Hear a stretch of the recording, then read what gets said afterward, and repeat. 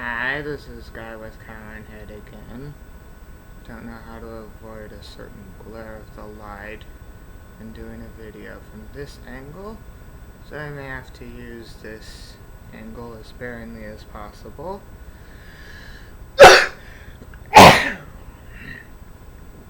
Now, we are once again I am once again reviewing another episode of Moonlight. And this Moonlight episode is called The Mortal Cure. So, first let's get to all the important Beth subplots. She's still grieving over the death of Josh.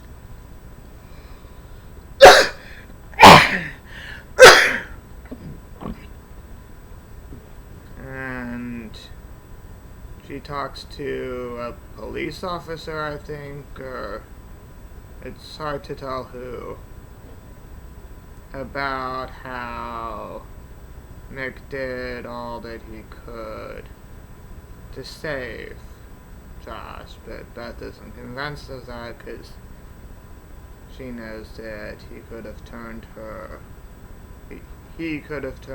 Josh into a vampire and thus saved him.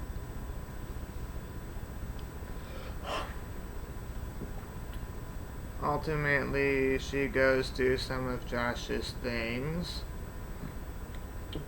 and notices a number with a woman named Celeste. She decides to meet up with this woman and reveals more about Josh's death, but the woman is not some, what's the word? What's the term that's used? Homewrecker, I think it's called. Or, I guess mistress could be another term. This woman is just a jeweler who is wanting to propose to Beth. Well, get a ring, specifically. And not the woman, but hopefully you understand what I mean. Basically, Beth is then seen wearing the ring, and she does interact with Nick some, but at one point doesn't want to talk to him. Meanwhile, we'll get to more of her with the main story, the A plot, instead of the B plot. Meanwhile,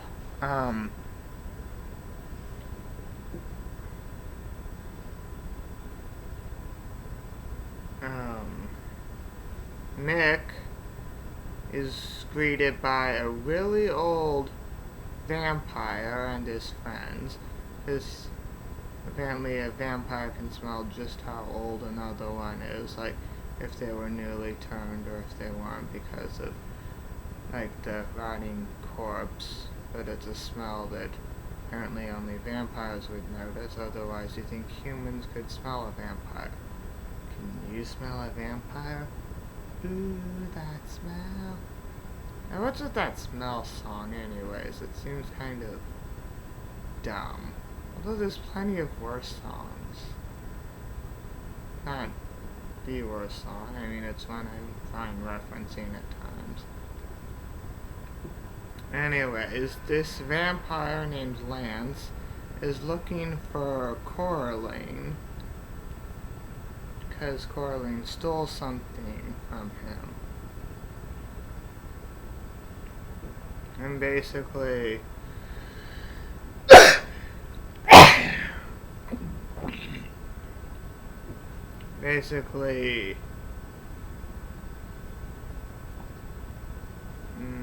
Nick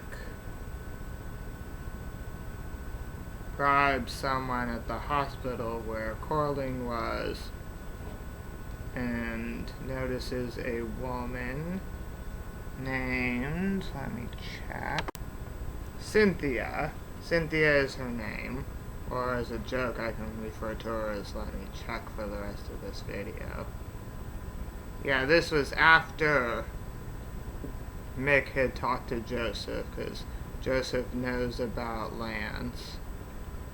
So, Cynthia is revealed to have helped Coraline escape from the hospital. And then,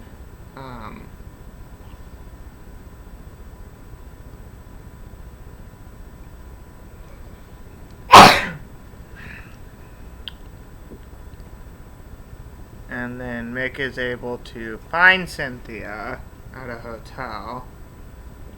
Cynthia says that Coraline is gone to Europe, but Mick knows that this is a lie because Cynthia hates LA and other Los Angeles, or other American places, I think, or I forget what. Yeah, there's a lot to hate about America. Take that to mean however you want it to. It's a good country in some ways, but terrible in other ways. That's more worth a serious video. When the cows come off, things get real. Yeah. Don't know why I punched my fist there. You will watch these videos. Okay, no, you don't have to follow that thread. Watch it, don't watch it, I don't care. Just remember that 100 thumb downs are still 100 views. Yeah. This could always just be a New York Yankees fan showing their approval. Anyways, Mick is able to track Coraline down to a warehouse. She's talking with a male person, and Mick notices her fangs and that she is a vampire again. And my sister was like, "What?" when she saw this for the first time, but I wasn't surprised because they had already hinted at that before in previous episodes, that she would somehow revert to her vampire state. Now Mick goes to the warehouse some, and Lance is there, and there's a bit of a scuffle with everything. Coraline gets away. Lance, I think part of his arm is on fire, but then somehow he just shakes it off and, like, regenerates or something. And fire is supposed to be one of the ways you can kill a vampire. But maybe not only is he a vampire, but he's also a dragon, and fire cannot kill a dragon. I say, referencing a show I've never seen. Boobs. That's why you watch Game of Thrones, right? Because of all the boobs. Like I said, I've never seen this show. Also, quick segue. Do you think George R. Martin intentionally didn't write the last two books so that when the show would end, and if people didn't like it, he could be like, well, maybe I would have done that, but now I'm definitely doing something else. Back to the episode. Or what is it? Back to reality, up to find gravity. Yeah, it's something called Lose Yourself, right? Why am I referencing so many things? I just need to get to Moonlight, the TV show. Okay, so Mick calls the cleaner, and I forget if I mentioned whether or not the cleaner is a human or vampire, but I will get to what she is later, because it might seem odd if a human is helping all the vampires out of it. And basically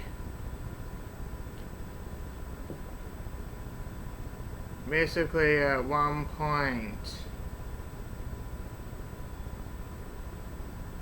after the cleanup is made, because this is apparently a hot spot, and Mick was not, or the cleaner was not expecting to hear from Mick, even though she recognized his voice. Then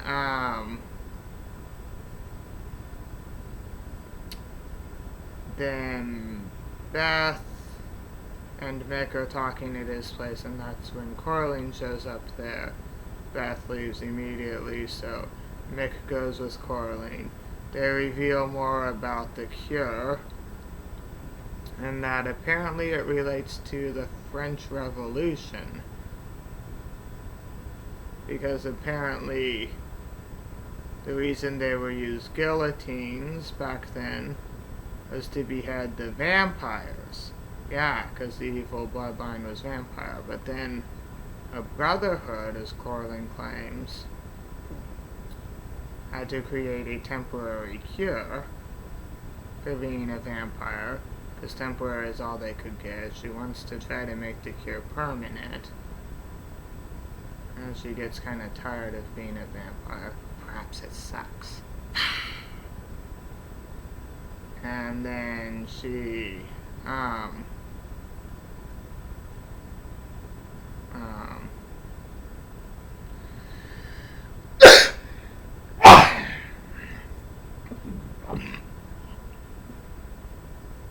she explains that if they were able to be human, then they wouldn't be sent to the guillotine and they'd survive. And of course the cure would wear off with the people none the wiser. And she gives some of the cure to Mick, and he uses it, and he becomes human. To be human again, da da da da da da. I don't think I've ever seen the song, at least the movie version. I've seen it on stage in a High School Musical. That was pretty good. Anyways, I'm just wondering if what other distractions there could be. Anyways, Lance shows up and Mick gets beaten because he's human and not a vampire. Coraline is staked by Lance and they're taken away. We never see Lance or Coraline again. We're probably supposed to had the series continued. Mick then shows up at Josh's funeral. Beth is wearing the engagement ring of his, and Mick is human for now at least. He doesn't have a bed, because I don't know why vampires can't sleep in beds. And so he's on a sofa, since he can't sleep in the freezer, since he's human. And the fridge, I mean. And, yeah, it's painful being a human. And,